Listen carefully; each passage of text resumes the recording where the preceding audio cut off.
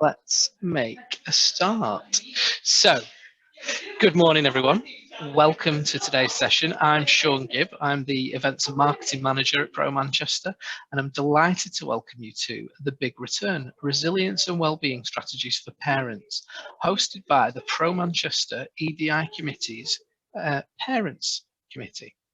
Following today's session, I'll send out a post-event email which will contain any post-event collateral, any signposts to some of the things that we've talked about today, and any future upcoming Pro Manchester events that might be of interest.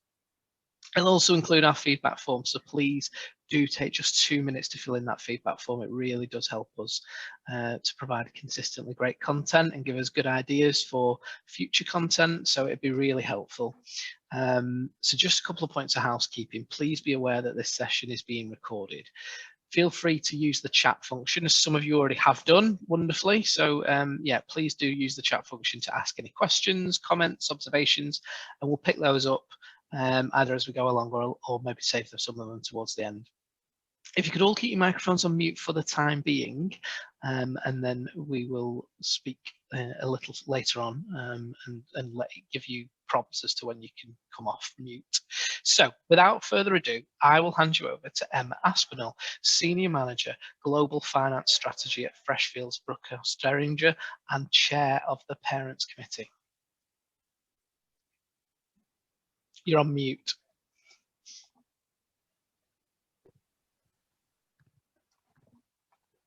Thanks, Sean. Hi, everyone. Welcome to the very first event for Pro Parents.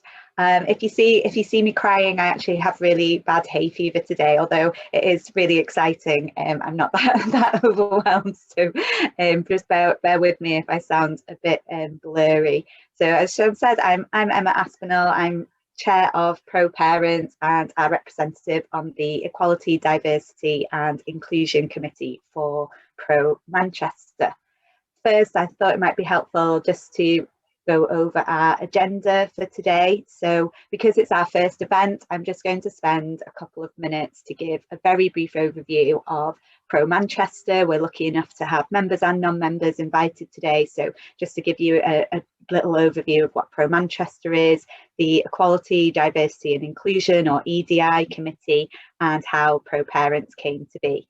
I will then hand you over to my fellow working group member, Tracy, who will talk more on our Back To series of events, this being the first of many, and why we chose resilience and the return to the office as our first topic.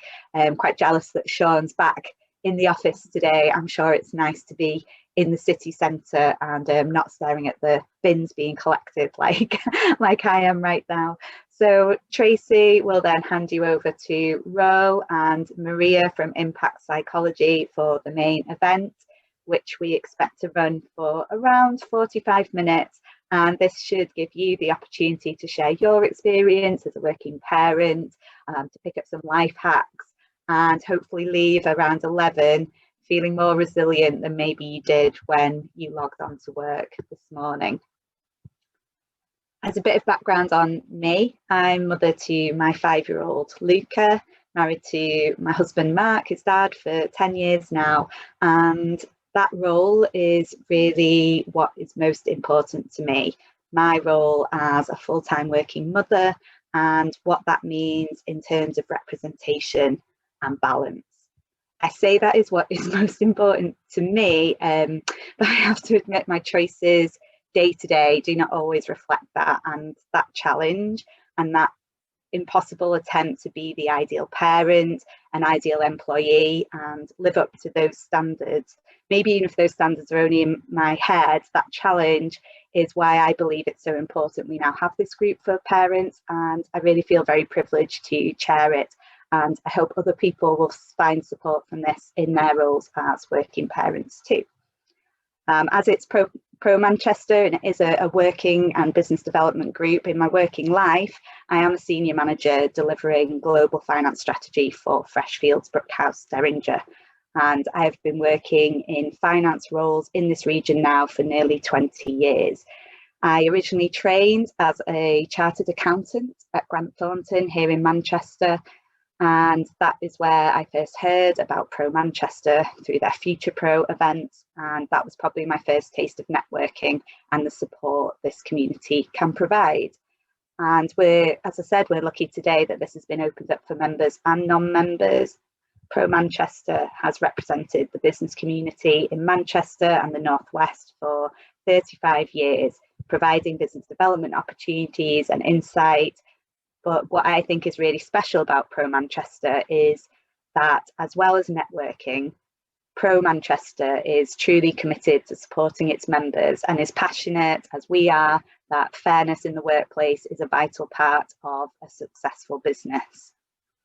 So a few years ago, Pro Manchester made an ongoing commitment to championing equality, diversity and inclusion, and it aims to help develop a culture of EDI for as many people as possible within the Pro Manchester and Northwest business community.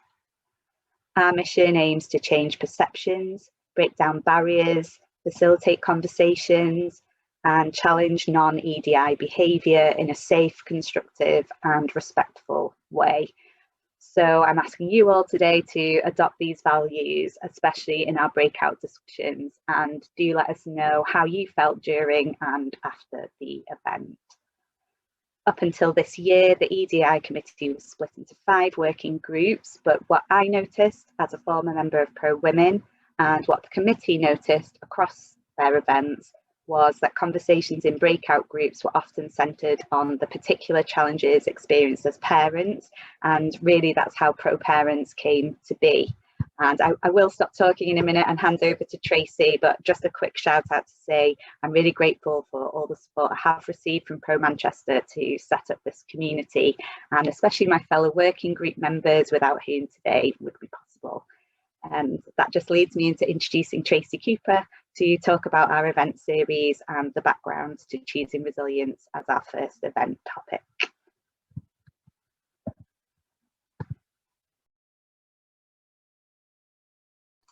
Thanks, Emma. I knew I was on mute then. I thought I'd better find it before I start speaking. Hi, everyone. So I'm Tracy Cooper and I am a surveyor at GL Hearn in Manchester. I've been in Manchester for about 15 years. I, like Emma, joined Pro Women last year in 2020, but jumped over to help Emma and the team set up Pro Parents Subcommittee earlier this year. I think just a little bit about me. My family, I'm married with 2 daughters, a 6-year-old and a 3-year-old. And very similar to Emma, and I'm sure for many of the reasons why you're all here today, I really wanted to be part of this committee because in my experience, being a working parent has been challenging at times. Trying to be a good employee, trying to be a good parent, sometimes feeling that I'm not good either. I felt very passionate about wanting to be part of a group which could help connect working parents in this community that we've got, and to create events which provide support and guidance. So I'm not going to talk for too long about what the events today, but obviously today is Back to the Office. It's the first in our Back to You series, and we'll be talking about strengthening resilience and wellbeing.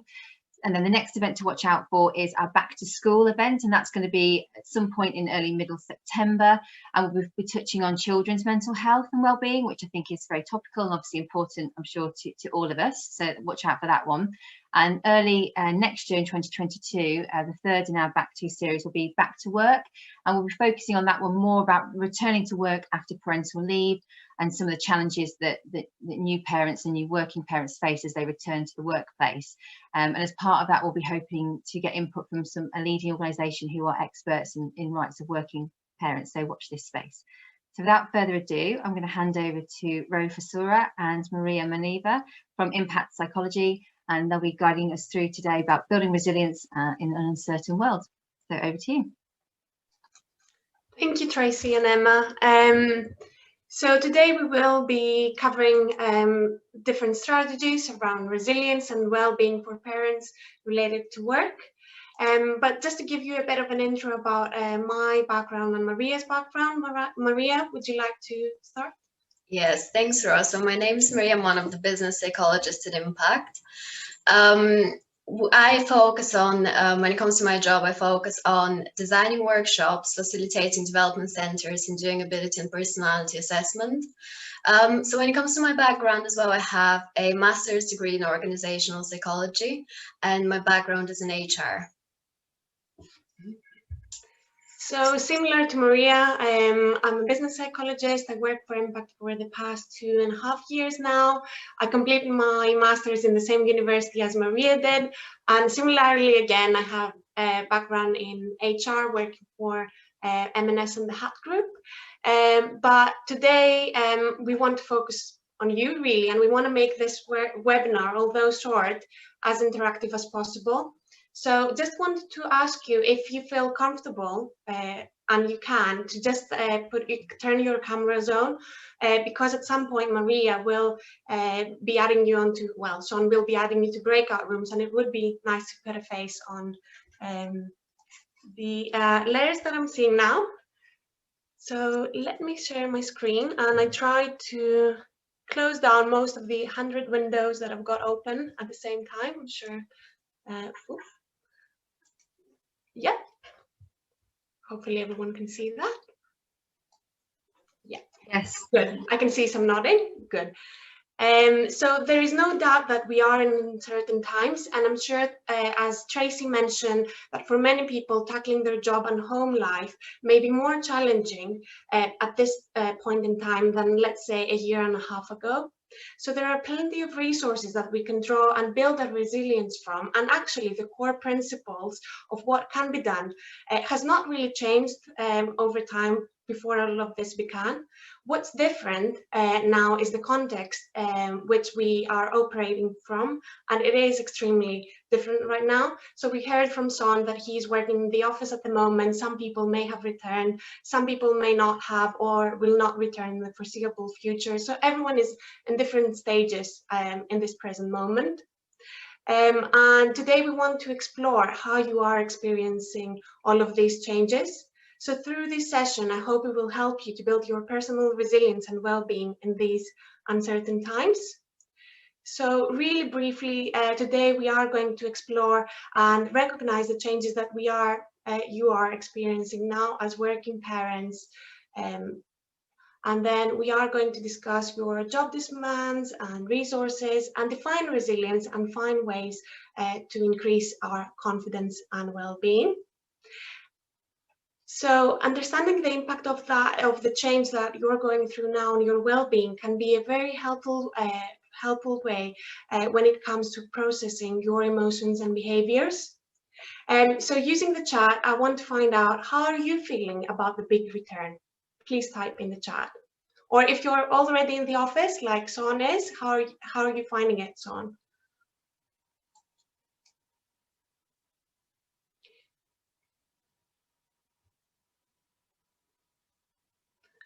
I have to admit, it was announced yesterday at our office that me and Maria won't be returning until September. Part of me feels good about it because I'm sort of used to working remotely. Part of me, I just want to go back to the office and see real humans. Already in the office. So Michelle, I go back to the office at least 2 days. I'm glad to get back the bander. Yeah, I agree with you. Looking forward to seeing some real people again. Yes, yeah, exactly. Excited to see colleagues, but daunted too, Emily. Yeah, it can be daunting, can it be? Because I'm not sure about you, but it's like you're not sure what you're going to face. Are you supposed to hug people? Are you supposed to not touch them? Are you supposed to be on a safe distance all the time? So it's quite daunting, yeah. Excited to go back, but not sure how we'll manage the childcare. Yeah, we will be talking a bit about that as well. Exciting to be back into the city center. Yeah, the city center is lovely. I'm living in Ancoats at the moment, so it's quite great. Yeah, looking forward to it. So yeah, I think there are some sort of mixed feelings. Some people feel quite excited. Some people maybe feel that it's daunting. And the point here is that everyone perceives change in a different way, which leads us to the next point of the presentation. So we process change differently in the sense that in terms of the impact it may have on us and the speed in which we transit through it. And using a model from Kerber-Ross, who have described change into different stages. So the first reaction to change sometimes is shock. So this initial shock, whilst frequently short-lived, it can result in a temporary slowdown and loss of productivity. After the initial shock has passed, it is common for individuals to experience denial. At this point, focus tends to be on the past, and we might be thinking, well, I sort of became accustomed to the fact that I'm working from the office. I set up my childcare. Why do I need to go back? Then we've got stage 2, and after the feelings of shock and denial, anger is often the next stage. So focusing the blame on someone or something else allows a continuation of that denial by providing another focus for our anxieties.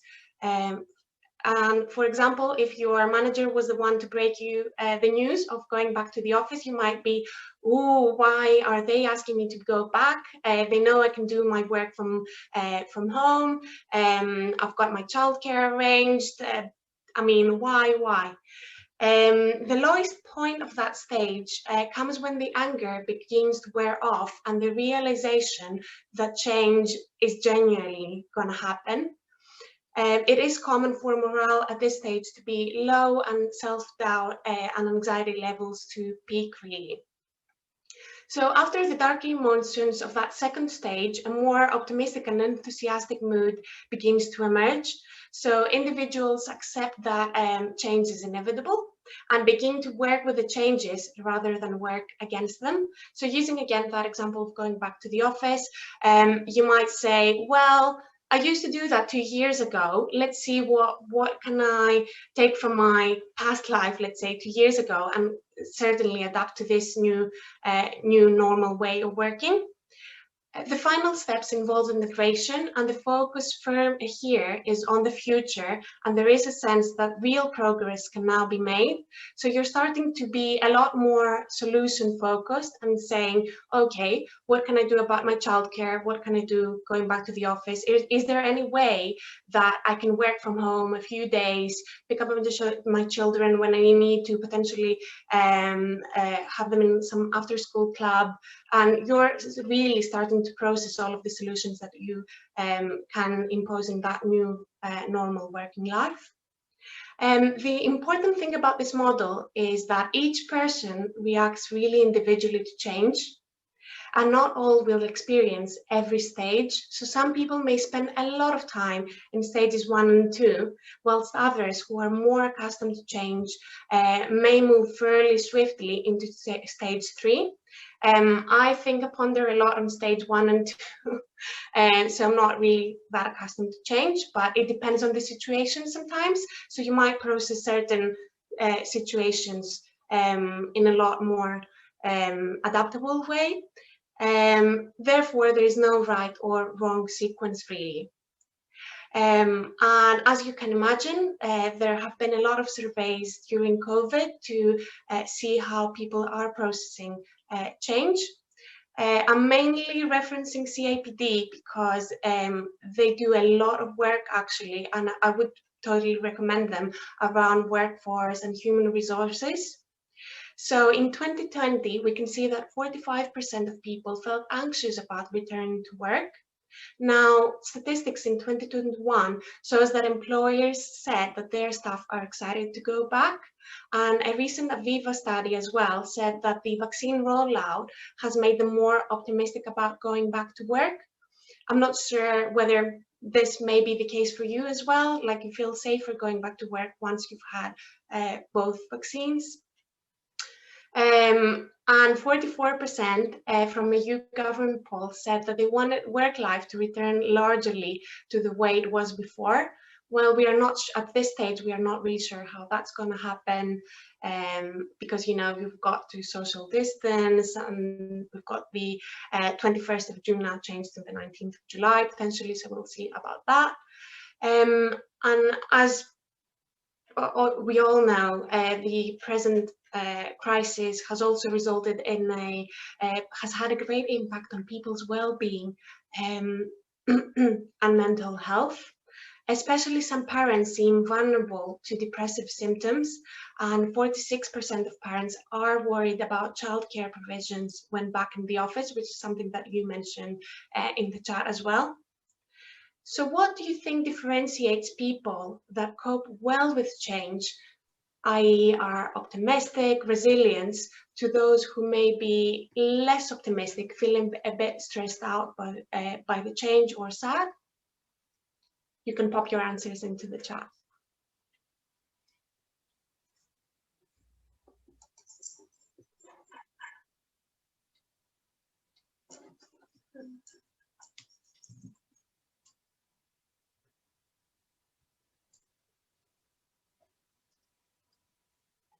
Yeah, level of support from employer, very important. If you have a supportive employer, definitely. Because if especially if we feel that a change is being imposed on us rather than being like someone consults us about that change, sometimes it might be a bit more difficult to manage. Flexibility, definitely. Strong network of family, friends, work colleagues, yeah, definitely.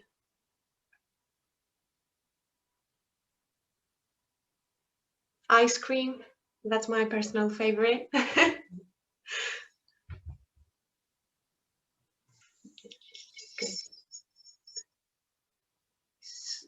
Knowing that you're not alone, yes, very important. Many colleagues and friends are going through the same. Yes, yeah, we are going through the same. And it's putting everything into perspective as well. So one thing that research has consistently shown us is that what differentiates people that may be more adaptable to change and are able to bounce back from difficulties is the resilience that they may have developed over time. So now I'm going to be handing over to my colleague Maria, who is going to discuss about resilience. Maria, over to you. Thanks, Ro, thanks. So what is resilience? Resilience can be defined as the strength that drives you to keep moving forward, even when after experiencing setbacks.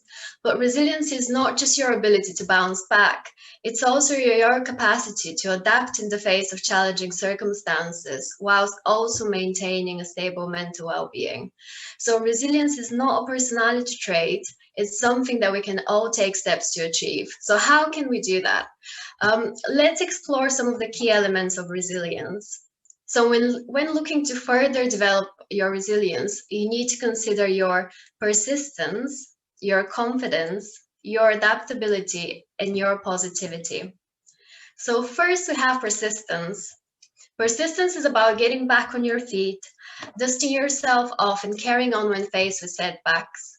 It's important to say that we've all done this in the past and we'll be able to do this again when needed. Perseverance is part of human nature. So whatever life throws at us, we can always find a way through it. So just to show you how good you are, how persistent you are and good you are at persevering, we're actually going to do a quick exercise with hopefully Sean's help. So you will be working in pairs using the breakout rooms, and we are asking you to just discuss a time when you demonstrated persistence and give each other tips on how to best remain persistent. So you have 8 minutes in the breakout rooms, which means each of you will have 4 minutes to share your story and your top tips. So Sean, if you don't mind just opening the breakout rooms.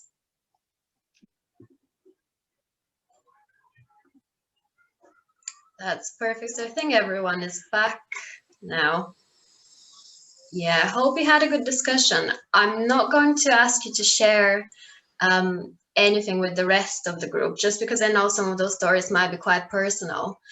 But feel free to just put some of your top tips in the chat to share them with everyone else.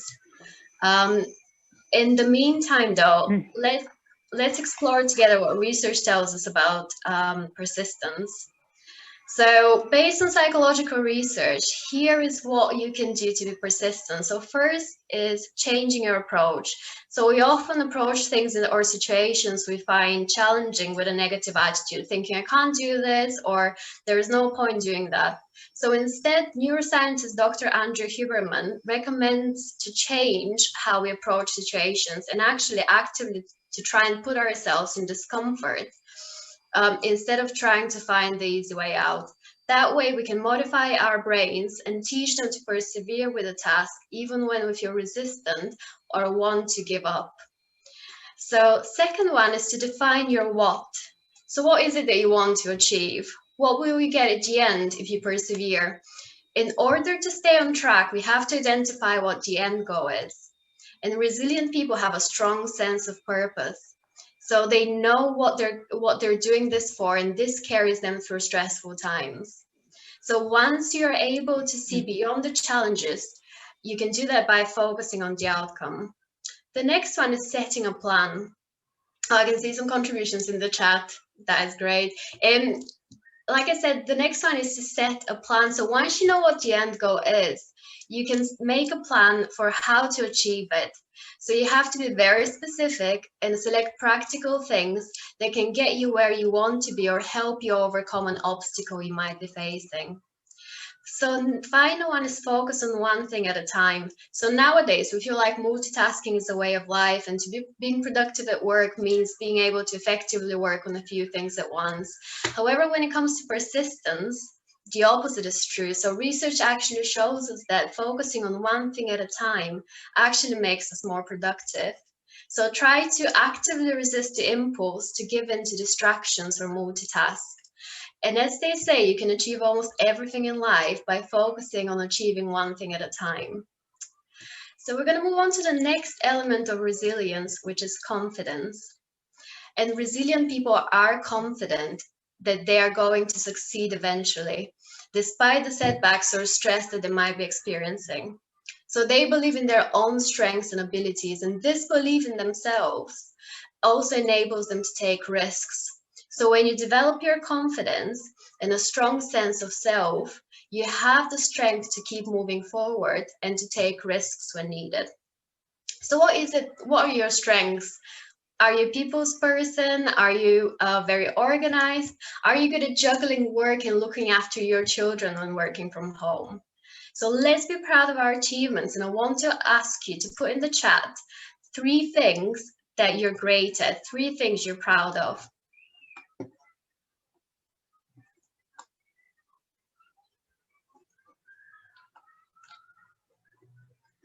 So if you can just put in the chat 3 things you're proud of. Getting stuff done. That's great. Connecting. My organizational skills. Being organized. I think especially when you're a working parent, just being organized, having that support network, so staying connected to colleagues, friends, and family is quite important. Keeping track on everyone's activities, me, kids, and husband. Knowing my limits. Again, knowing my limits, that goes back to, I mentioned to Tracy the idea of self-compassion. So knowing when to say no, looking after your own well-being and mental health. Time management, being organized, not taking too much on and delegating. That again is self-compassion. So that's great. People's person.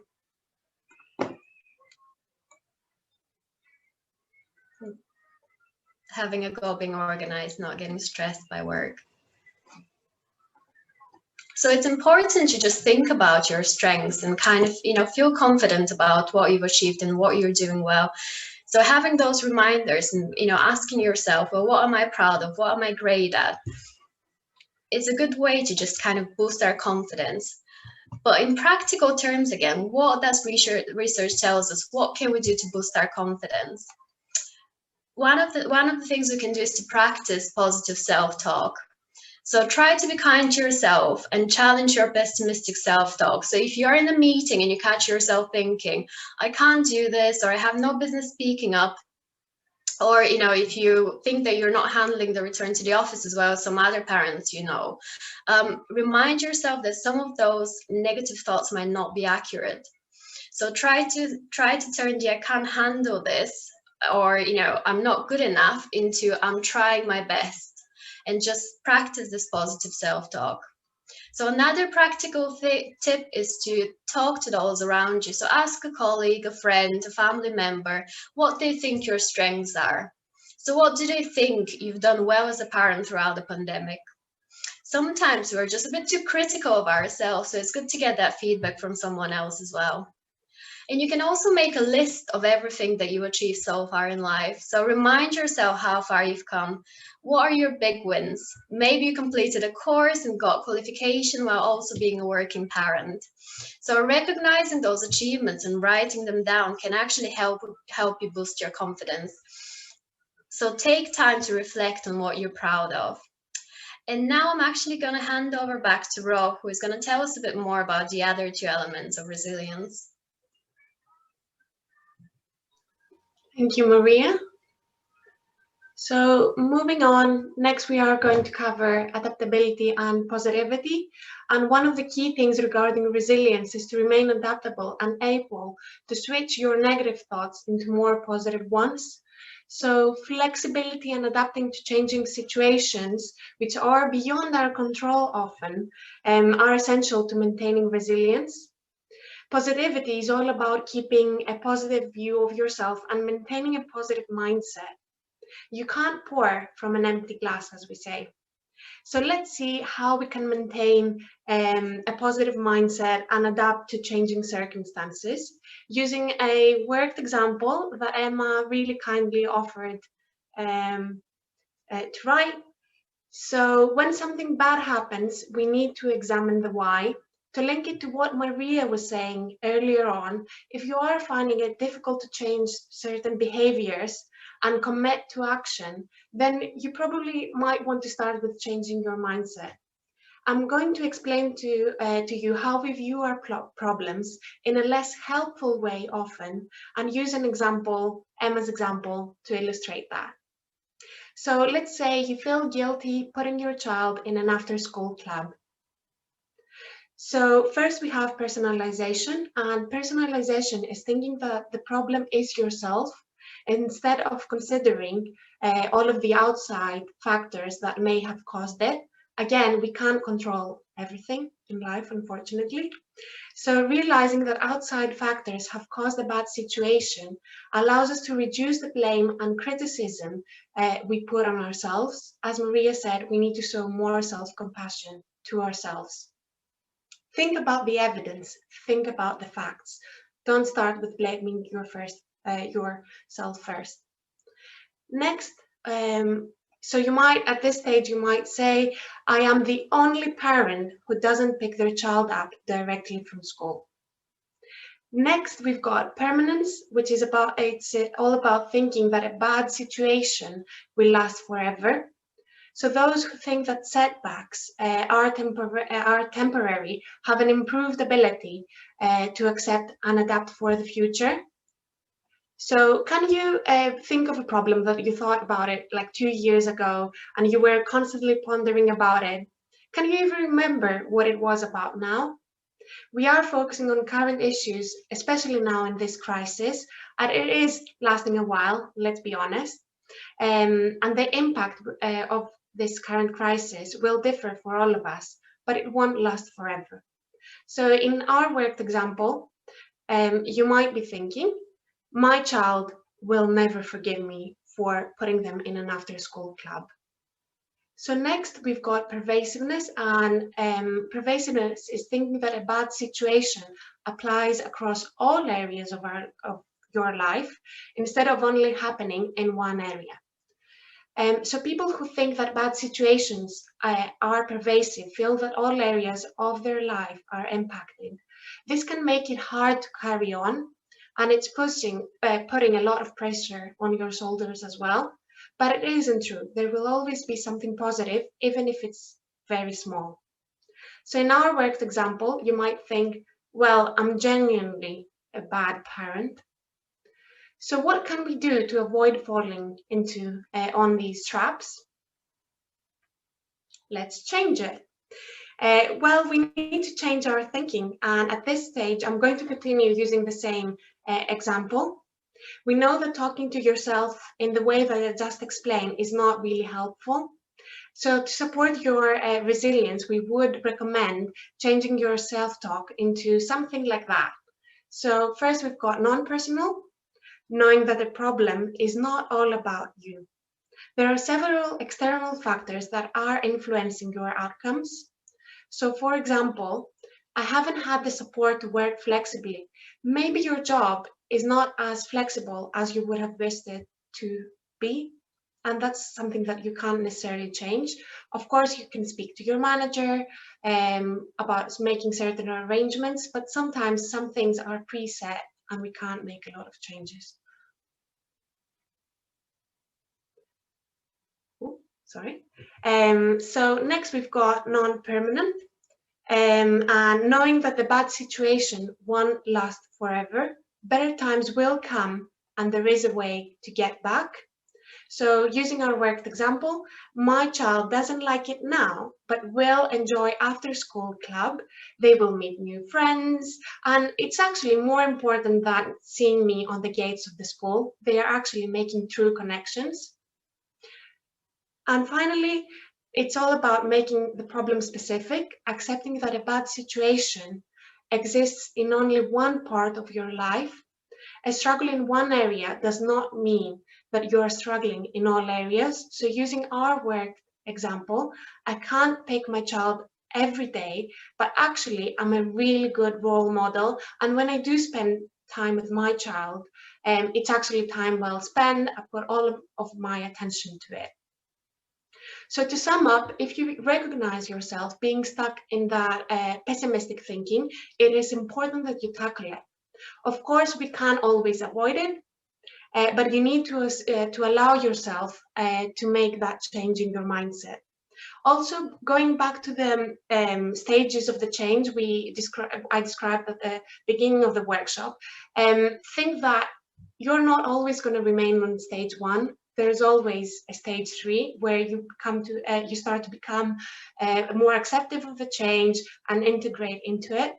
This too shall pass, and you will eventually move to positive changes. Keep going. You've got this.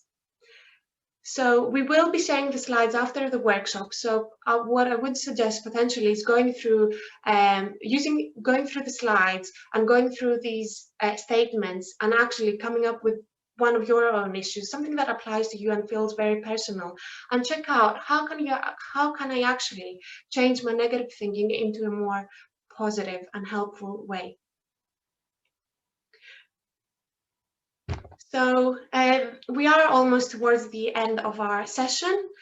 So Maria and I walked you through all these different tips of how you can potentially develop your resilience. But the important message here, and you don't need the psychologist to tell you that, is that each person is different. Therefore, some of the tips that we gave to you today may apply to you.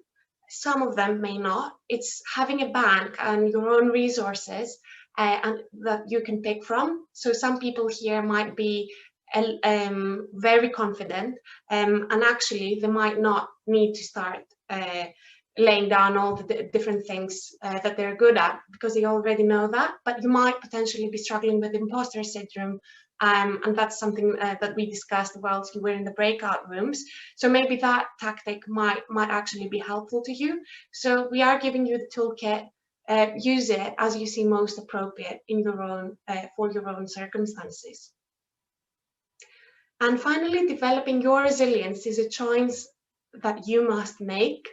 Do you want to improve your well-being? Well, if the answer is yes, then it's time to commit and be proactive. So if you want to share it in the chat, if not, just make a note on your notebook or your sticky notes. I use them quite a bit. Choose one thing that you are going to do differently as a result of this talk.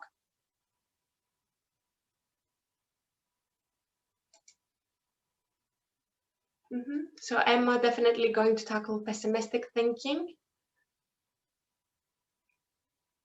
Yeah. Sometimes it's easier said than done, but actually until we commit to action, we are never going to change that.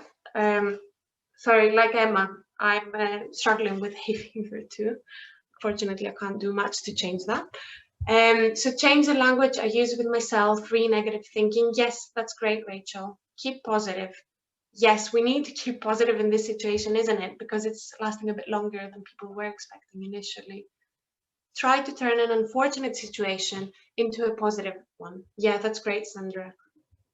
Yes, Joe, focus on one thing at a time. We always want to say how proud we are of our multitasking skills, but actually research tells us that we can merely do better if we focus on one thing, get that sorted, go to the next one. Yeah, agreed. So deliberately developing your resilience will enable you to come through these changes and bounce back quicker and stronger. So at this point, I just want to thank you everyone for participating. Hope you found the day useful. Maria, would you like to share some final words?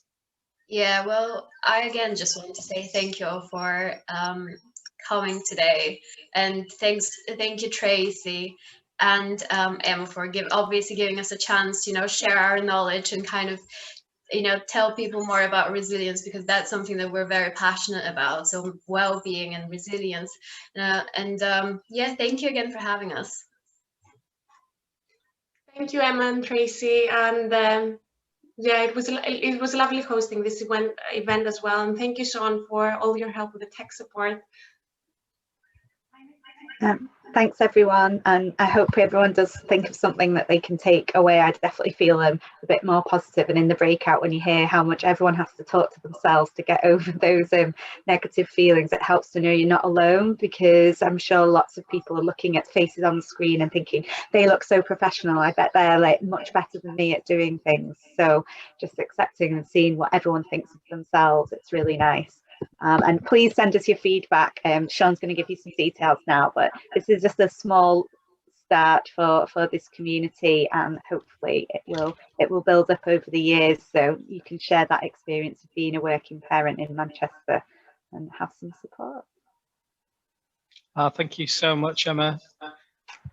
Huge thank you to Emma and to Tracy, and for all of their hard work in putting this together, the inaugural parenting event. And from a personal point of view, probably just echo what Emma said there. Sometimes it's just nice to know that people are going through the same things as you. I can certainly relate a lot to what we've discussed today. I've got a 3-year-old daughter. So yeah, and also obviously a huge thank you to Ro and to Maria, and for all of the efforts and work by Impact. And thank you to all of you for participating. So it's all really appreciated. So yes, after this call, I will send out a post-event email, which will, as Rose said, she'll happily share the slides, so it'll include those. And then it'll include our feedback form. And I will put some information in about parents group. And if any of you want to get involved as well or find out more, then you can give myself or Emma a shout. Yeah, please do. And our next event will be coming up towards end of August, beginning of September, and that's looking at strategies to help our kids with their resilience, and maybe facing another year of disruptive school or whatever else we're going to inflict upon them. So to continue this theme, but really targeted at helping our kids to deal with the same things, and maybe having a bit more positive self-talk themselves in the future. So hopefully see you there. Thanks everyone. Bye-bye. Bye. Thank you, everyone. Thank you. Bye, everyone. Bye.